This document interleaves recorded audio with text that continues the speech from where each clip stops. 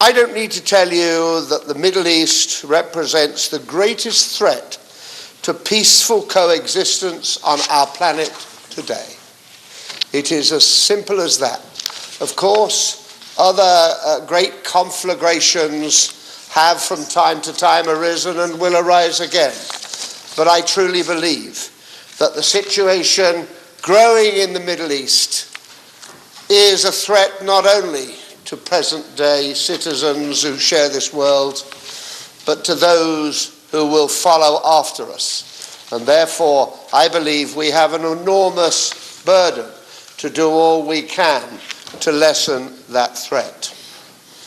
And indeed, one of those nations, perhaps the most important nation, at the center of all that is wicked and evil occurring in the Middle East,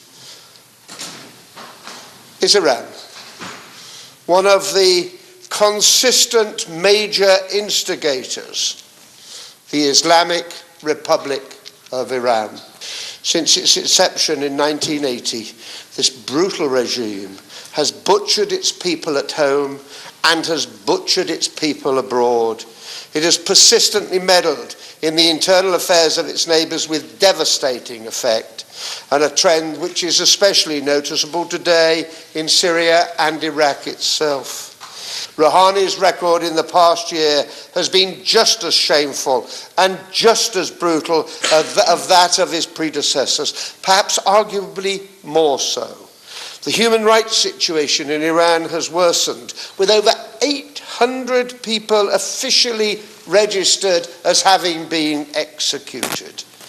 Iran continues to sponsor, harbour and train terrorism around the world, and it continues to aggressively meddle in the internal affairs of neighbouring countries and over a wider area. Furthermore, Iran continues to aggressively pursue its nuclear ambitions, as proved by the failure of international negotiations we recently witnessed. Many felt that these negotiations would further endanger human rights in Iran, and indeed that fear still exists. The West must remain absolutely steadfast when it comes to the protection of human rights, and indeed our resolve to deny Iran nuclear weapons.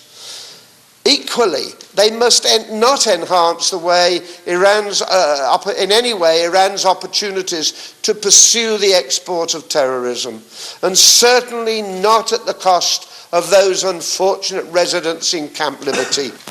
Both UNAMI and the UNHCR have left the camp, obviously with their paychecks intact.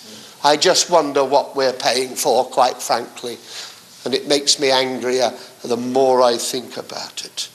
And I want to take this opportunity to demand of our government, as a permanent member of the Security Council, that they persuade members to send UN Bloom helmets to Camp Liberty to protect those residents and uphold the promise the coalition forces made when they left Iraq.